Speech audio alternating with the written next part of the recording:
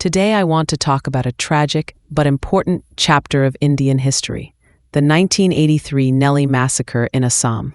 On February 18, 1983, in and around a village called Nellie, and nearby 13 to 14 villages in central Assam, a horrific massacre took place. An armed mob attacked villages largely inhabited by Bengali-origin Muslim settlers. In a matter of a few hours, more than 1,800 people, by official records, were killed. Some estimates put the toll as high as 2,000 to 3,000. This remains one of the worst single-day episodes of ethnically driven mass violence in independent India. What triggered this violence was deep-rooted tension around identity and migration. In the years leading up to 1983, Assam was in the throes of the Assam agitation, a mass movement demanding detection and deportation of illegal immigrants, mostly from Bangladesh, and demanding revision of electoral rolls to exclude them. Despite the turmoil, elections were announced for February 1983 without revising voter lists.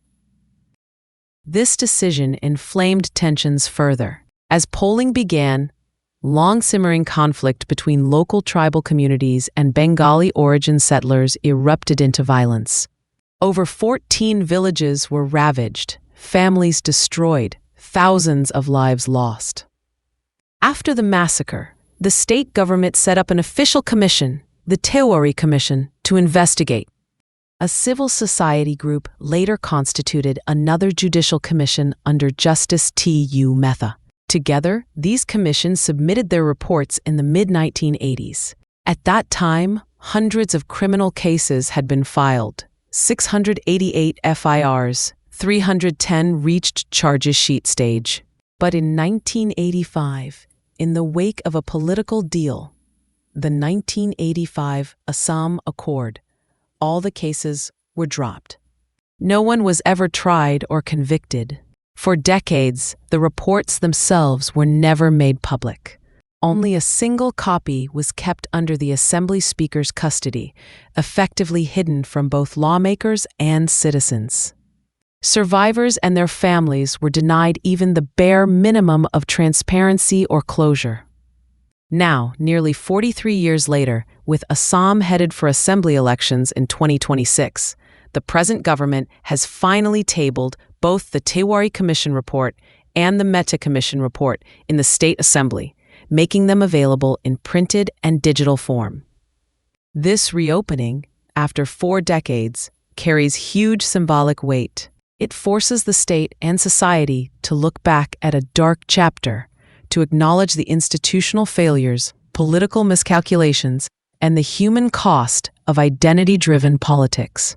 Yet, for survivors, this does not mean justice, because even after the tabling, no one has been held accountable. The massacre remains officially unresolved. The violence of that day continues to cast long shadows. Why does all of this matter even now? Because the core issues that triggered Nellie, fear of demographic change, migration, identity, land, citizenship, remain intensely relevant today.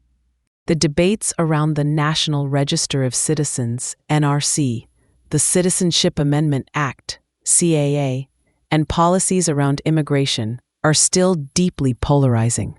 The memory of Nellie stands as a grim warning.